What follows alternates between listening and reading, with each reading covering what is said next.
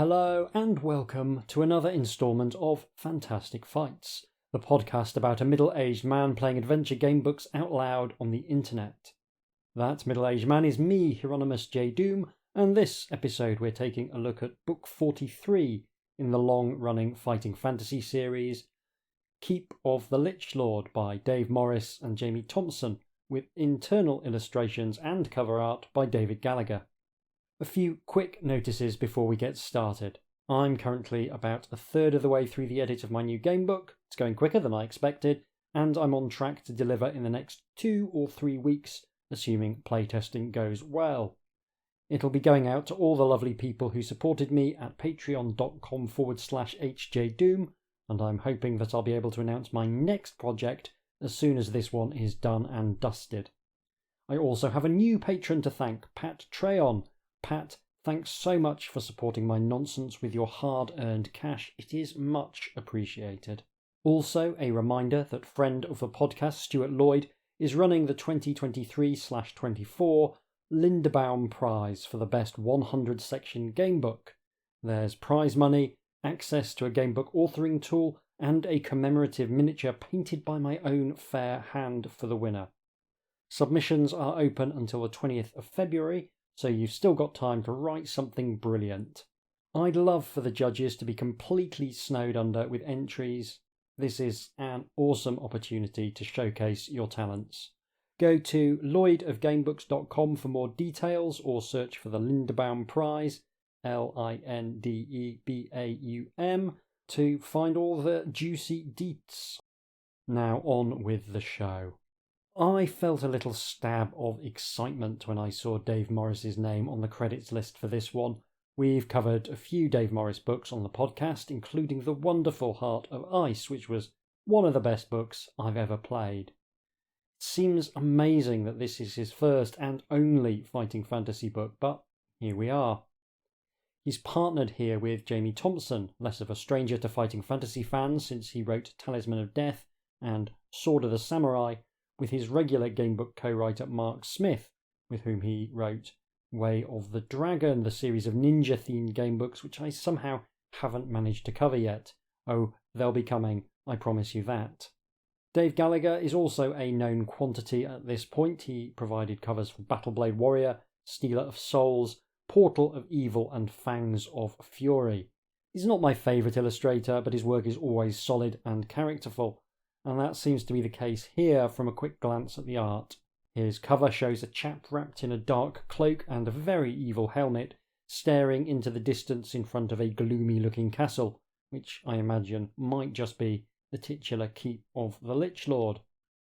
He looks oddly sulky with his arms folded, as if he's just been told that he's got to go to a family gathering when there's a big match he'd rather be watching.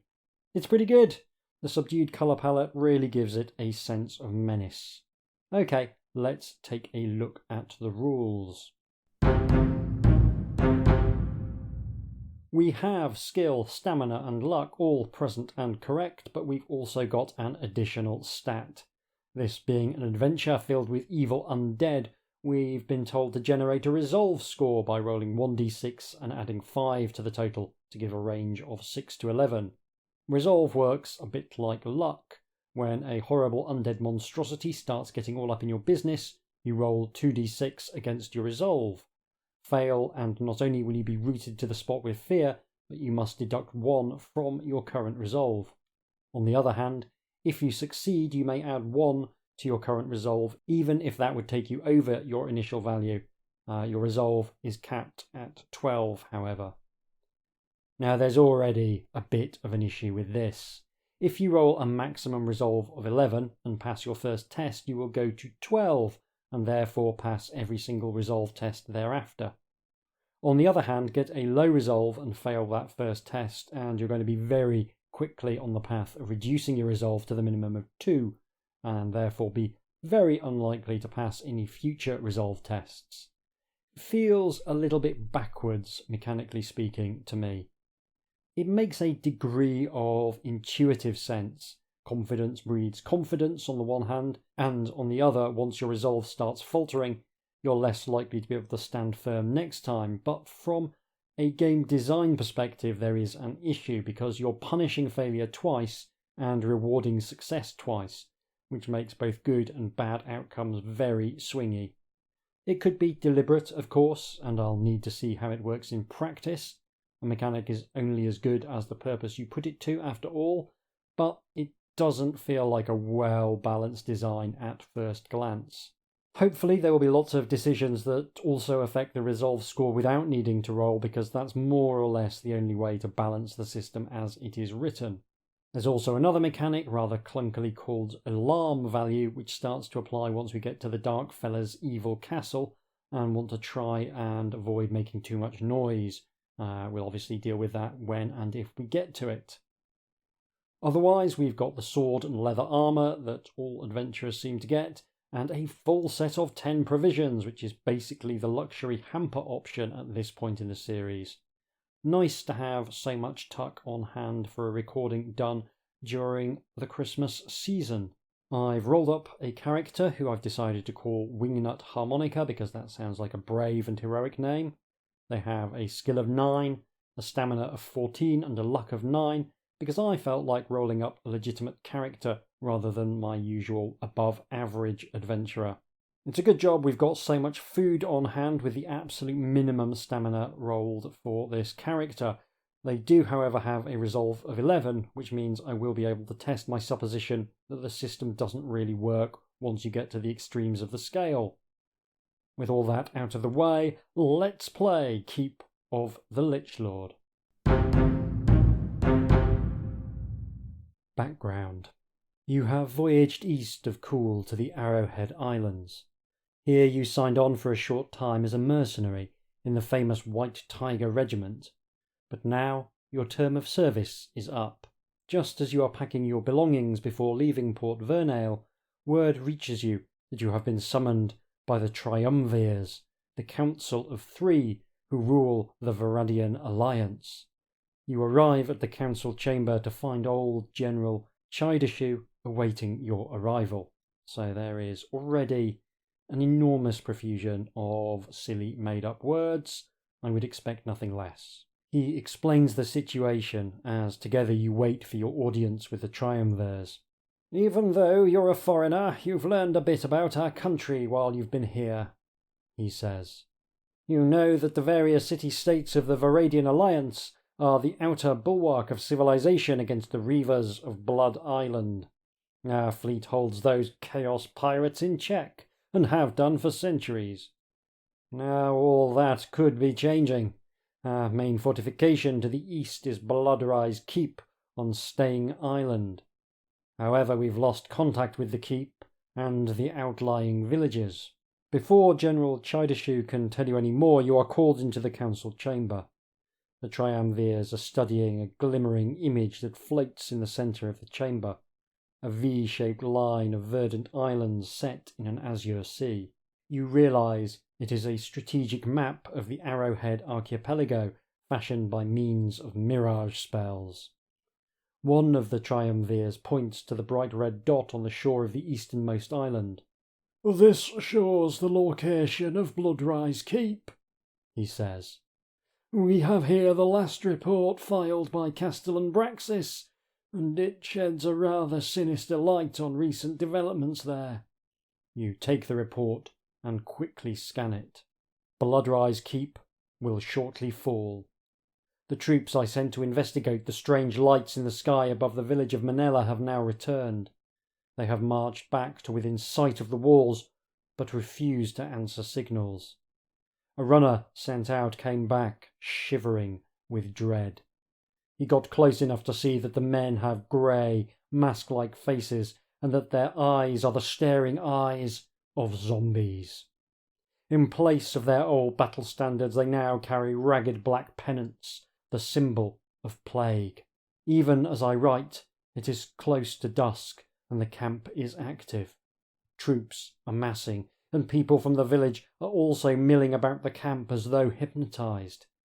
I can see a man in tarnished silver armour who appears to be in command. Now he has given the order for his troops to advance.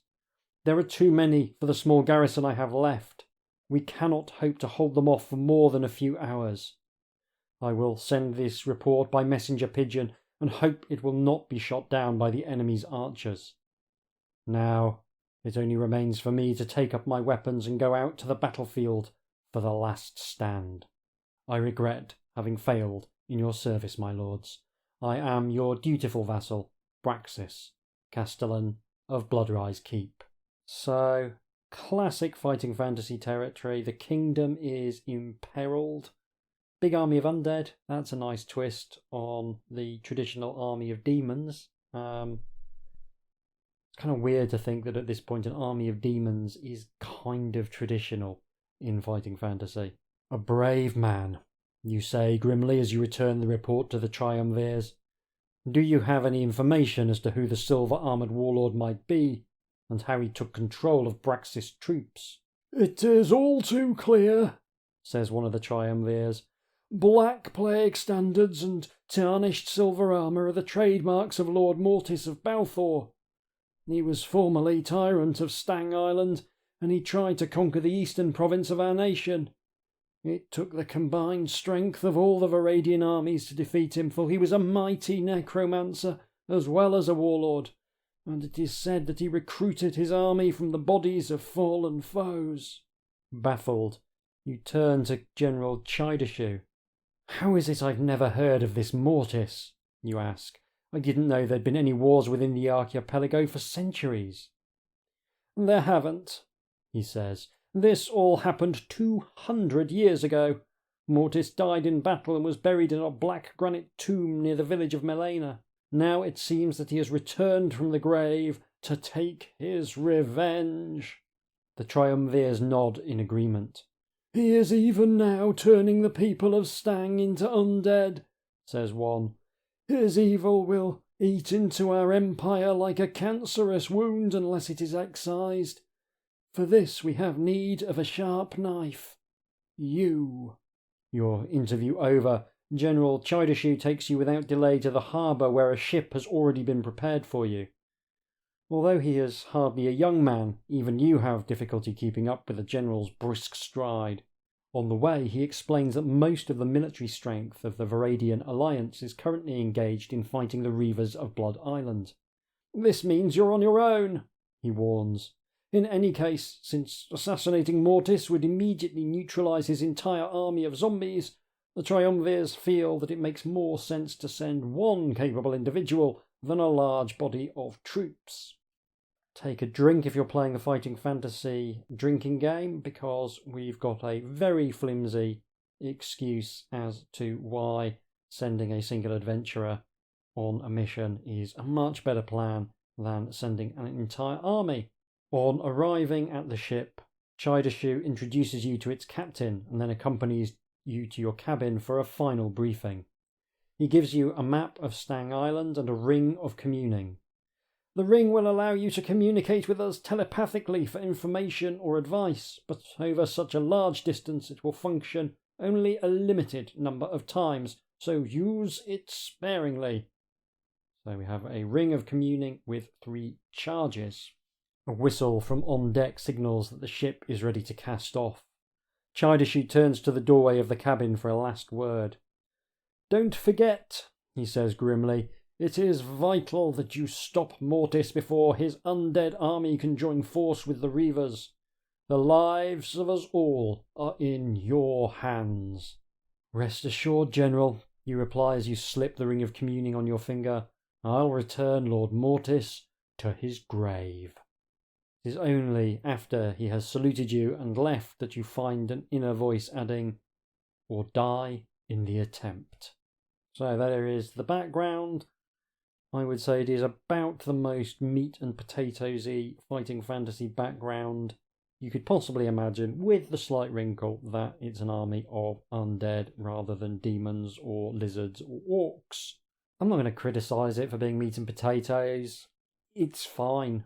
I don't mind, and I like having a nice, clear, simple mission that I can use to motivate my character when I'm making decisions. Clichés are clichés for a reason, and there's nothing wrong with this as an opening. The small boat arrives at Stillport a week or so later. The journey is uneventful, and by the end of it you are almost looking forward to your coming challenge. Stillport is a dilapidated old town, which was once prosperous, but which has now fallen on the hardest of times. The harbour is shallow and heavily silted, making the docking of any large ship impossible, hence its name and its lack of prosperity. However, the captain of your small skiff has no trouble getting you ashore, and with a curt farewell he sails away, obviously keen to get home. The people, what few there are, eye you suspiciously, but looking around, it seems that Stillport has suffered more from lack of trade than the ravages of Mortis's undead horde. Perhaps the town is far enough away from Bloodrise Keep to remain untouched as yet. You notice few shops and fewer taverns. The place is almost a ghost town. Do you want to go to one of the taverns to try and pick up some rumours, or would you prefer to leave Stillport straight away? We're going to go to the taverns. Interestingly, there's usually a picture, I feel, for the opening section proper to kind of set the scene, and that is not the case here. There's just a couple of small pictures of some skeletons and some Viking-esque reavers that I guess will be repeated multiple times throughout the text. An unusual stylistic choice. Still, let's go and look at this inn. You enter an inn called the Sword of the Samurai. Ah, little callback. Inside, several ex-sailors and townspeople glance up at you warily. After buying a round or two of drinks, you get into conversation with some of them. One old sailor tells you, "Oi, it's the night times that are most dangerous in these parts. As long as ye be safe inside, behind locked and barred windows and doors, mark ye, you can survive." You ask him to go on, and he tells a frightening tale of foul creatures stalking the streets, of people disappearing, to return to their families and friends as hideous walking corpses. All this since they heard of the sacking of Bloodrise Keep a month or two past. "Anyhow," growls the sailor, "what be a young warrior like yourself doing in this forsaken hellhole?" Will you tell the sailor and those others who are listening of your mission to Stang Island, or say that you are just passing through on your way to some islands west of here? I think we'll try honesty first and see where that gets us.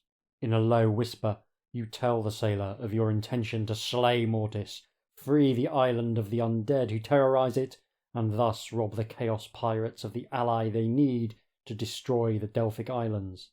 He is overjoyed at this news, and promptly tells everyone present about your mission. Soon they are all buying you drinks and wishing you luck. You spend a pleasant evening quaffing ale and impressing the locals. You do notice a shifty-looking individual leaving surreptitiously, but you soon forget him as another round of drinks is brought. Note down the word pirates on your adventure sheet. Nice to see a keyword making an appearance at this early stage. The next day you decide to get on with your mission, presumably with a terrible hangover, and leave Stillport. You arrive at the main gate of Stillport. Worried guards gaze out into the surrounding countryside as if they expect 1,000 zombie warriors to appear and assault the place at any moment. Perhaps they will, you think grimly to yourself. You step out onto the main road outside the town.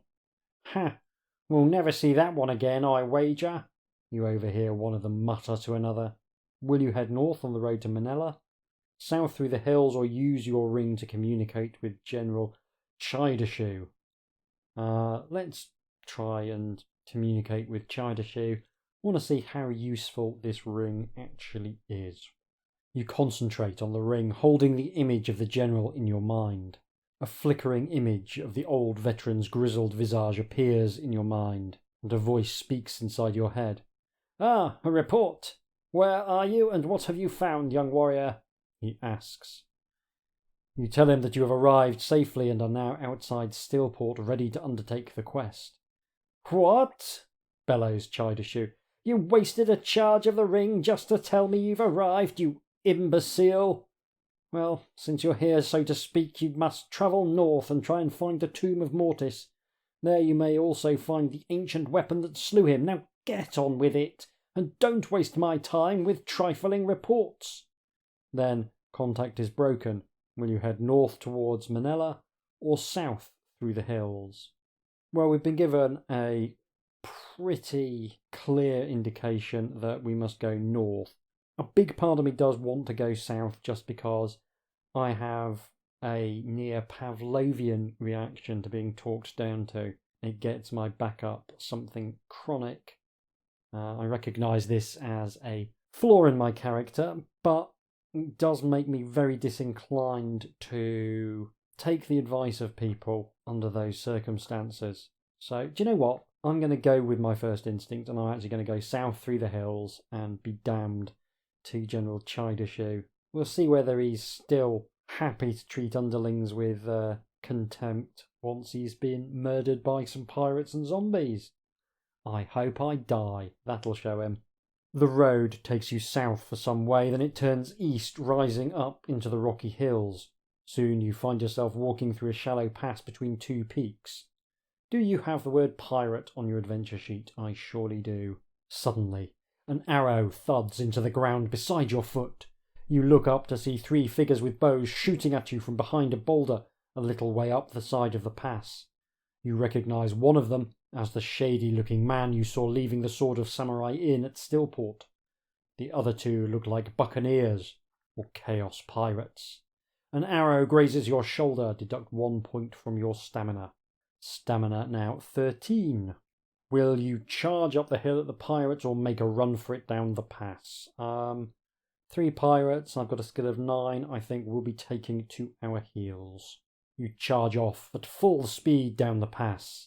The ambushers yell in rage, but by the time they have made it down to the path, you are long gone. Discretion is the better part of valour, you think smugly to yourself. Soon the road leads downwards, east and out of the hills. The road leads you past an old quarry, long disused, which has been dug out of the foothills. You notice that part of one of the quarry rock faces has crumbled away, revealing a fissure-like cave entrance. Do you wish to enter this cave? Of course I do. What could be finer than entering a dangerous cave? Lighting a torch, you clamber in through the black, yawning fissure. Inside, your torchlight reveals that you have entered an ancient building, which must have stood here buried for centuries, and now uncovered by a chance rockfall. You realise you are standing at a huge doorway. Inset in the floor in letters of red stone are the words, "The Temple of Lys, Goddess of Luck and Fortune." At the end of this huge vaulted chamber, you can just make out some sort of altar. 5 fluted columns line the walls to either side of you, forming small cloisters. Ahead, a wide marble corridor leads to the altar. Something glints on the altar in the flickering torchlight. Will you walk up the central passageway, take the left colonnade, or the right colonnade, or turn your back on the Temple of Lys and continue on your way? Well, it's not quite a straight left-right decision, but I am bound by the iron law of Fantastic Fights to take the left option when it is first presented, so the left option was what we will take. You edge your way along the left-hand colonnade. You are just passing the 3rd column when a blood-chilling wail assaults your ears. Out of the darkness ahead of you, ghostly apparitions streak towards you like nightmarish visions from hell itself. Test your resolve, subtracting 1 from the total rolled. Okay. They are aware that there's an issue with the resolve system and have tried to build in a way round it. So this is a sufficiently easy resolve test that I will pass it automatically. My resolve of 11, meaning that my resolve is now 12. So I pass the resolve test. And now, unless they make resolve tests more difficult by adding numbers to the total rolled, I cannot fail. These visions have no power to harm you, and you cut at them boldly with your sword. With an eerie wail, they fade away. You step up to the altar. The altar is a block of black stone draped in red velvet, tattered and decayed. On it are laid a scroll case, an ornate golden whistle, and a potion labelled Elixir of Lys. You may take one of these from the altar, or leave the temple without taking anything. Why can't we take all of them? Got a backpack. There's nothing there particularly large, but yeah, I'm definitely going to take at least one item from this little lot. You are about to pick up one of the items when a disturbance of the air distracts you. Looking up, you see an opaque crimson gas swirling and coalescing into human shape before your very eyes. Seconds later, a tall being stands where moments ago there was but empty air. It is covered from head to toe in armour fashioned out of scarlet metal, antique in style but uncorroded. 2 pinpricks of ruby light sparkle behind the visored helm. A deep voice resonates from within. I am the Temple Guardian. The gifts of Lys are not so easily won, mortal adventurer. First, you must defeat me. Its hollow laughter echoes through the vaulted chamber as it brandishes its weapons, a long, thin sword in each hand. You must fight. There's a picture of the Temple Guardian. I think it's really good. Big skeleton-y fella in armour. Kind of classic role-playing / wargaming image. Yeah, I really like it. Very characterful. Great use of darkness to highlight the armour. It's a good bit of work. So the Temple Guardian has a skill of 9 and a stamina of 10. But every time I succeed in wounding the Guardian, I've got to roll a die on a 1 to 4. It's slightly deflected by some ludicrously unlucky event, so I must subtract 1 point from the damage. But on a roll of 5 or 6, the blow is rendered more effective by some equally preposterous stroke of fortune, allowing me to add 1 damage to the total. Based on that, I think I'm going to lose this combat because I only have a skill of 9.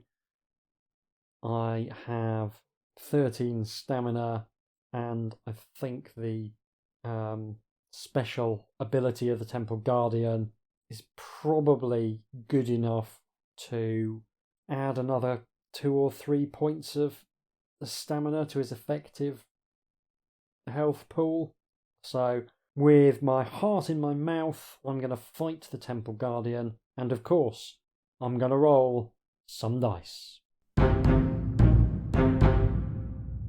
I have been defeated by the Temple Guardian.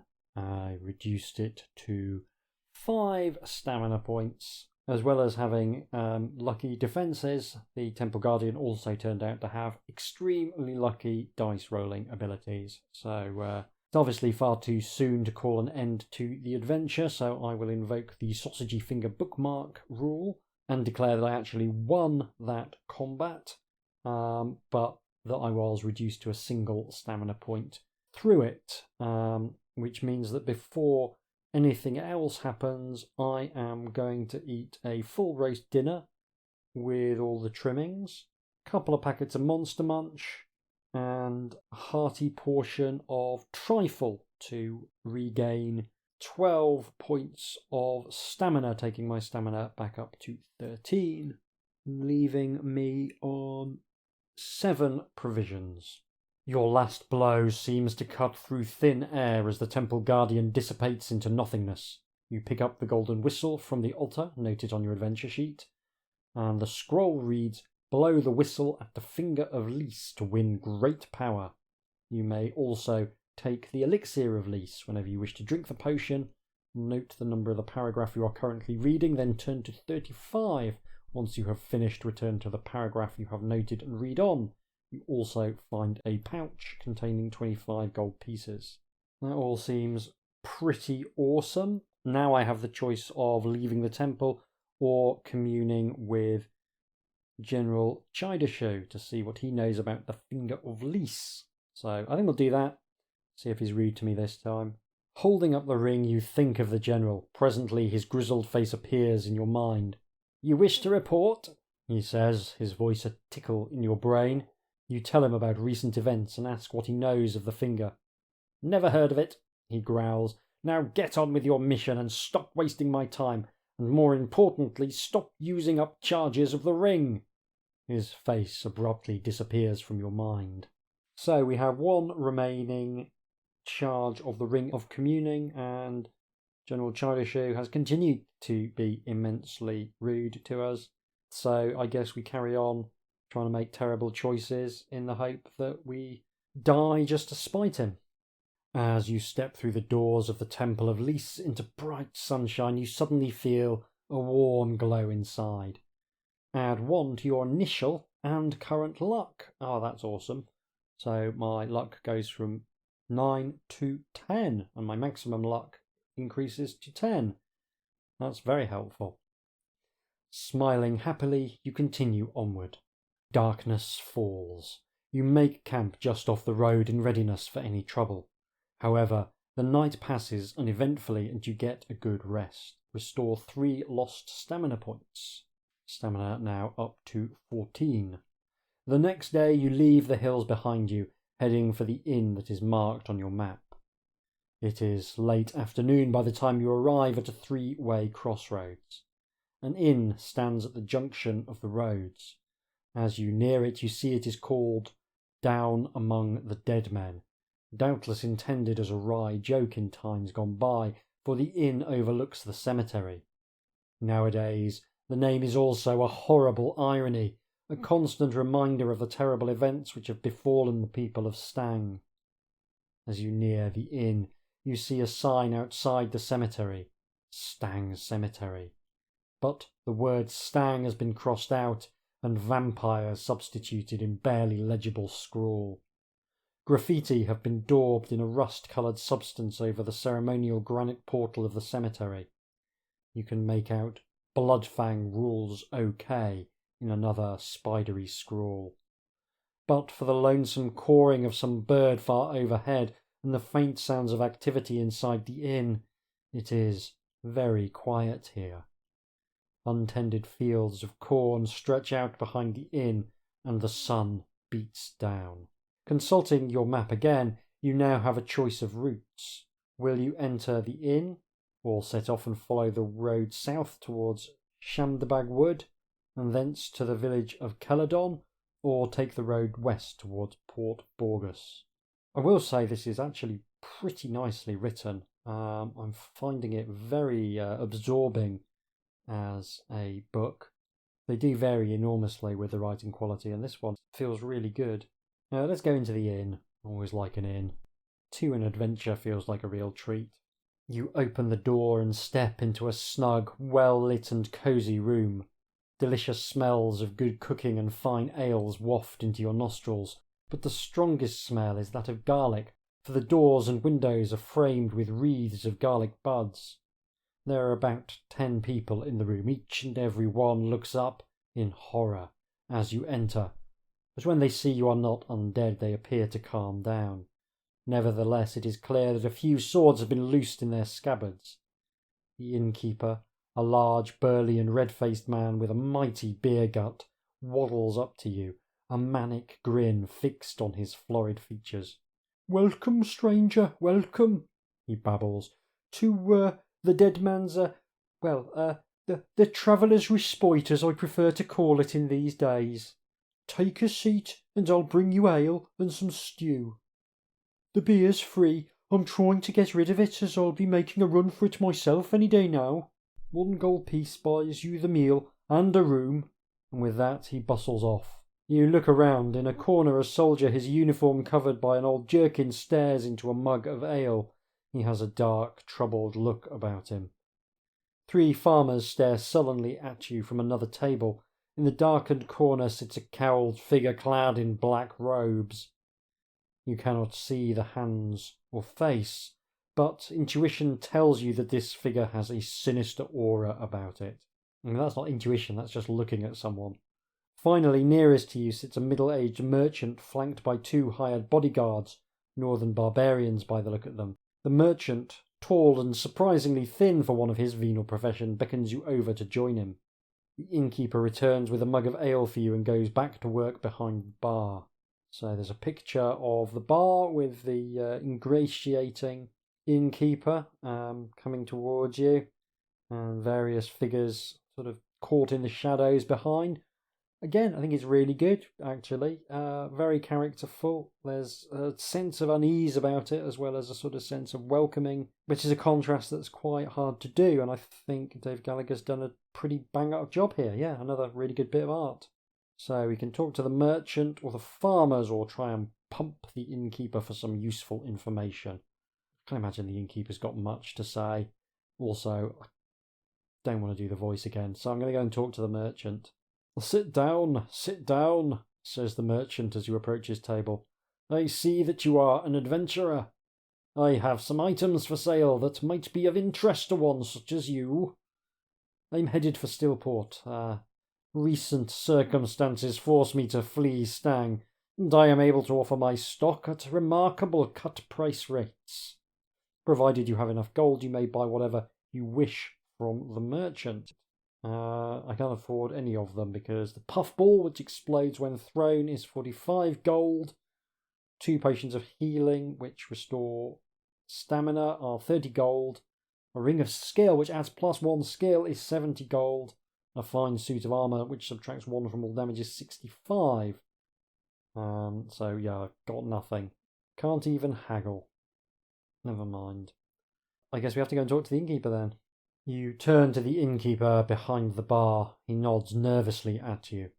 Will you ask him why all the entrances to the inn are surrounded with garlic, or why he intends to make a run for it? I mean, I feel like I can guess the answer to both of those questions. There's a vampire in the graveyard, and there's an army of undead monsters. Let's pretend we're morons and ask about the garlic. His face blanches. Protection, he mutters under his breath, before hurrying off into the kitchen, plainly terrified. You can now talk to the farmers or the merchant. We've done the merchant, so I guess we'll do the farmers. You walk over and sit at the farmers' table. They welcome you grudgingly and suspiciously.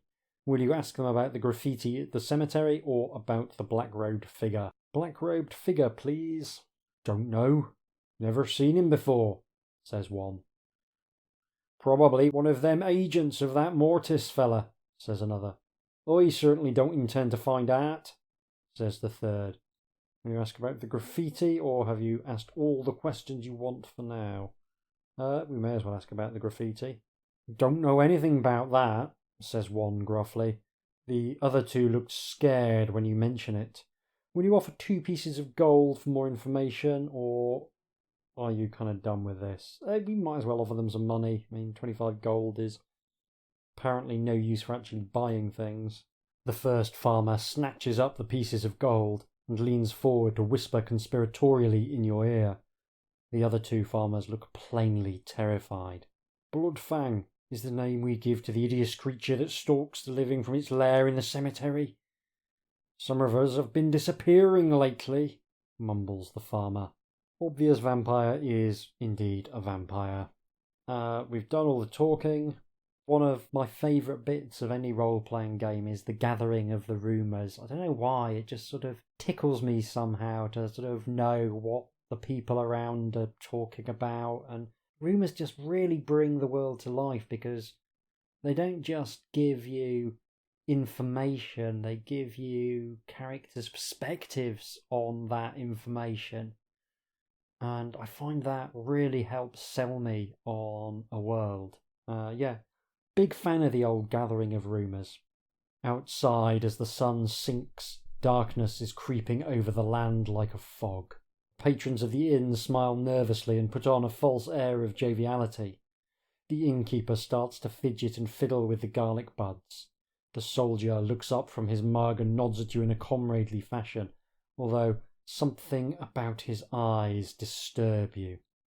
Will you leave the inn and carry on with your journey, or decide to go up to your room and get some sleep? Well, we've paid for a room, so let's go and get some sleep. As you are walking past the table where the black-cowled figure sits, he grabs your wrist in a vice-like grip and leans forward as if to speak or to stab you. Just then the soldier appears and pushes him to the floor. Get out! He screams at the figure lying sprawled on the ground. The unknown gets up and slinks away without a sound save for a light cough. The soldier smiles then and motions for you to sit. You can't trust anyone in these parts. There are servants of Mortis everywhere, he comments in a surprisingly cultured voice, which I'm choosing to render as Yorkshire because Yorkshire is the home of all true culture. Well met, my friend.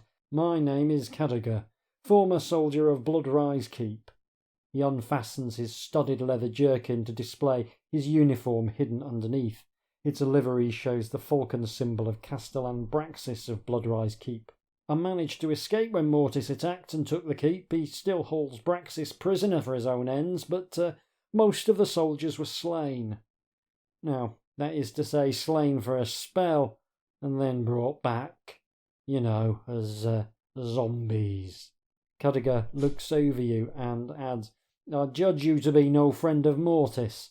Tell me who you are. You want to tell him the truth about your mission, or pass yourself off as an adventurer who made the mistake of coming to Stang at the wrong time, and who now just seeks to get off as soon as possible? I'm going to continue being unbelievably trusting of everyone I run into. Come to the conclusion that this character, Wingnut Harmonica, is as gullible as they come. You tell him all about your mission to destroy Mortis and rescue Braxis, if at all possible. He nods excitedly. Good news, he says, for I am a veteran of Braxis garrison and eager to avenge my lord and serve my country. He looks keenly at you. Let me accompany you. I will make you an invaluable companion.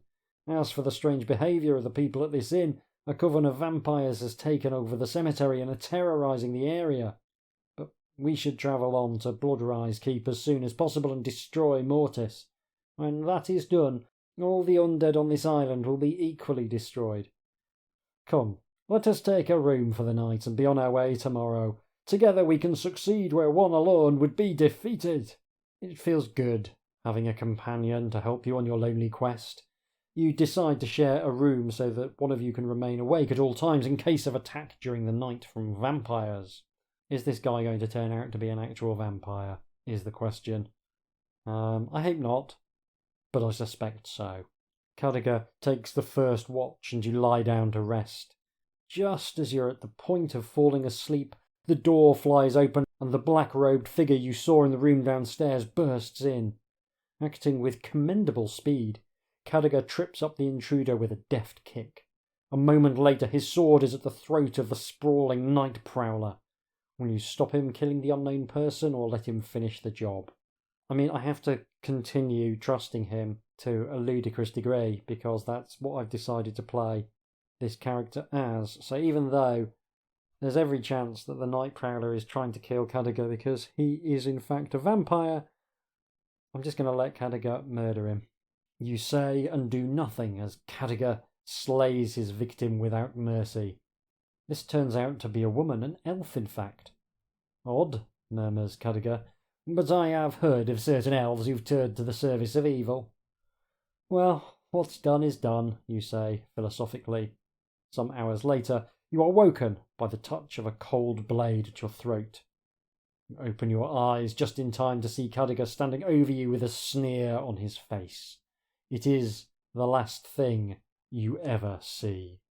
So I've succeeded in my attempts to get myself killed in order to irritate my commander back home. I guess we'll finish the recording there. I'm tempted to carry on, but I'm also aware that I'm having an absolutely lovely time with this book. I don't really want to spoil too much of it if you haven't already played it yourself. So I will end the recording there. I will go away and play through on my own time and then come back with some closing remarks in just a few moments. Tatty bye. Keep of the Lich Lord is a bit of a strange one for all sorts of reasons, and I initially found it quite hard to know what to make of it. Firstly, had I been playing more sensibly, there's every chance that I could have beaten this on the recorded playthrough. It's a very easy book to finish, and I beat it on the third time of asking, and only failed on the second because I found one of the small number of death sections accidentally on purpose. I don't regret playing like a fool. After 43 episodes of the podcast, I think there's some mileage in trying to play in ways that are unconventional. Keeps things interesting for me, and it does mean that you're unlikely to have the same experience as the recorded playthrough. There's another factor as well. Sometimes a gamebook will throw up a meta-narrative that I find irresistible. After being told off by Chidashu, there was something just so tempting about playing the character as a sulky brat. I find it very pleasurable to try and play gamebooks in ways that allow me to bring some kind of characterization to the table that interacts weirdly with the established systems. Often the results will be surreal, but in this case, being deliberately intractable led to my character dying in a game that is, if anything, too generous to the player. As an aside, I remember playing one of the Dragon Age video games and being irrationally annoyed that it gave you the option to refuse the call to adventure, but then did nothing, narratively speaking, with that option, since they clearly hadn't seriously considered the consequences of saying no. I therefore decided to play the game as the most unhelpful character I possibly could, just saying no whenever there was an option, refusing each and every story prompt to the best of my ability. The game quickly broke, because hardly any of the options being presented were actually options. I think it's nice that Keep of the Lich Lord didn't break just because I was being difficult. I ended up having a much shorter adventure, but crucially, I felt able to express my character's frustrations with their boss, and that's a nice thing. I felt that I had enough control of my character's destiny to be able to refuse to play ball, and I think that kind of meta-narrative stuff is just awesome when it crops up. It's something that only works if there's a coherent sense of the NPC's character as well. Chidashu's responses are exactly what you might expect from a no-nonsense military fellow of a certain age, and that runs through his presentation throughout the book, which makes it much more fun to pretend to take offence. It's not something that's appropriate for every gamebook. Sometimes you, the protagonist, don't have that much agency because you're trapped in a situation or constrained in some other way by the demands of the environment. And I think if there's a lesson in this, it's that giving the player the option to ignore sensible advice is probably a good idea, and that this works best if ignoring the advice doesn't immediately lead to death. If the inevitable wise old man tells you to go one way and the other leads to an immediately fatal trap, you don't actually have an option to ignore the advice. Much better to have choosing to ignore the advice simply make the quest a bit more difficult. I could still have beaten Keep of the Lich Lord even by ignoring Chidashu, but following his advice is still the right thing to do. The advice is kind of cool. I really like the idea of being able to phone a friend like the quest is some high-stakes version of Who Wants to Be a Millionaire, but I'm not sure that this was the right book for it. Considering it's already fairly straightforward, there's not much to be gained by giving the player an option to get some help. It's a mechanic that would interface better in a book with some old-fashioned puzzles where getting a hint would be really handy. Might also be good if you could use it when you come up against an item check in the text.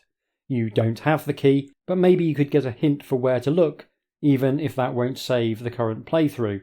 If you want to discourage people from using the hints too much, you can tie the final outcome to how many times they've used the resource, and reserve the best ending for a run that doesn't use any. And that was another thing that I kind of missed in this book. I have no problem with easy books, but I do think they need to incentivise good play in other ways, and different endings are one of the best ways to do that. Keep of the Lich Lord has a profusion of items that you can find to make life easier, but even if you don't find any of them, there's still a fair chance of winning if you rolled a decent character. On the one hand, I like that there's no artifacts with 3-digit numbers carved into them, but on the other hand, requiring certain items to progress isn't necessarily a bad thing, especially in the later stages of an adventure.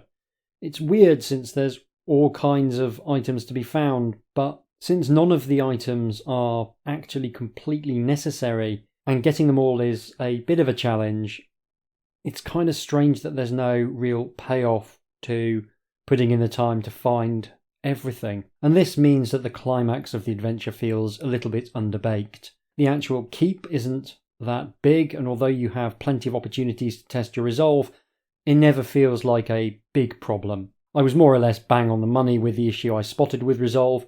If it's high, you will basically sail through those later sections with ease. Even a low resolve won't necessarily be a massive problem either. We've seen a bunch of these fear-based mechanics in fighting fantasy by this point with variable degrees of success. I think House of Hell still probably did it best with a running total of fear that creeps inexorably up until you drop dead of sheer fright. It boils down to another limited resource like stamina or luck, but having only one direction of travel gave the fear mechanic in House of Hell a unique feel. Also, with adding fear points, you don't have the option of fudging rolls like you do with luck or skill tests, and that gives it a mechanical identity that's different from the other stats, and that can be really good. If they'd started with a resolve score that was low and given you some options to improve it before tackling the keep, that might have worked better. But you'd still have the mechanical issue of success breeding success and failure breeding failure. The other new mechanic, the alarm value, is even more bafflingly implemented. There's plenty of things in the keep that will add to your alarm value, but I had to try really hard to find a path that actually made your alarm value matter. You have to be pretty determined to find Mortis in his lair in the keep for the alarm to be relevant at all, and since you can easily avoid that, and win more easily by avoiding that, the only way you're going to do it is if you're a completist like me and actually want to find an ending that cares whether you've been making a bunch of noise or not. In general, you could basically tap dance through the keep of the Lich Lord itself whilst banging a drum, and it would make not a ha'porth of difference. So what you end up with is two systems, resolve and alarm value, where either of them could have worked with a bit more care and attention, but both systems together wind up feeling quite unsatisfying. Now those are my big criticisms, and I don't think either of them actually prevents Keep of the Lich Lord from being a good book. I had a ton of fun exploring this one, simply because, for all the issues, there's more than enough clever and fun ideas to make it quite compelling, and the fundamentals are so strong. On one level, it's approaching the platonic ideal of a fighting fantasy book. You've got so many of the classic tropes present and correct. There's an evil army threatening the kingdom, and a single adventurer is the only thing that will prevent disaster, for reasons. You've got a relatively open area to explore in order to try and find the various bits and pieces that will help you in your quest before you enter the final dungeon to defeat the big bad. There's an old man, there's a ruined temple, there's multiple taverns, some pirates, an elf mystic, wolves, and a ruined village with a trapdoor in one of the buildings, which is an oddly specific fighting fantasy trope, but it is a fighting fantasy trope. Despite being absolutely the most meat and potatoes stuff you could ever imagine, they've taken the time to make those encounters memorable, and this for me is probably the greatest strength of the book.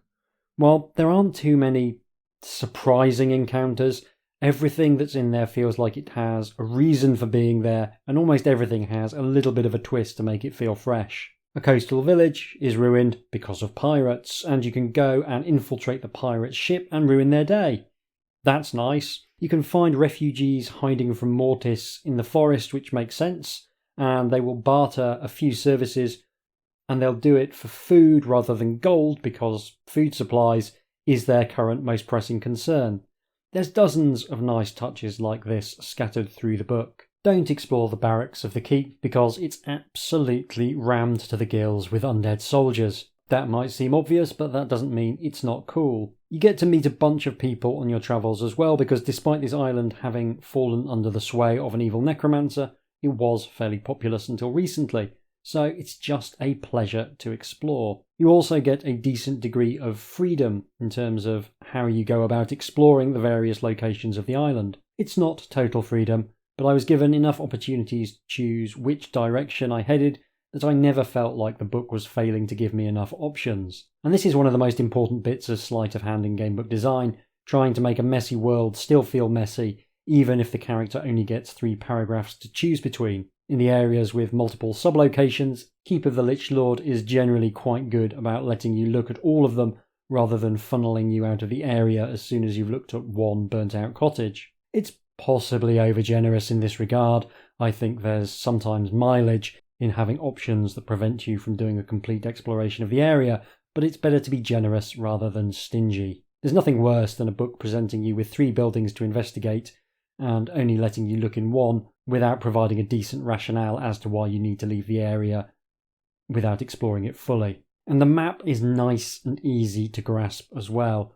I didn't need to do any physical mapping, which I always appreciate, although I did look up a map online at the Fighting Fantasy fan website to check that I'd actually explored the whole thing, I was really pleased to discover that I'd basically found everything, which speaks to a world that has a degree of internal consistency to it. The island is a simple enough location, but I found it hung together in my head very easily. I could remember which bits I'd already thoroughly explored and which bits I hadn't, and that's just excellent design. Anytime you can picture a place in your head without needing to put pen to paper, that is a world that feels real and realised.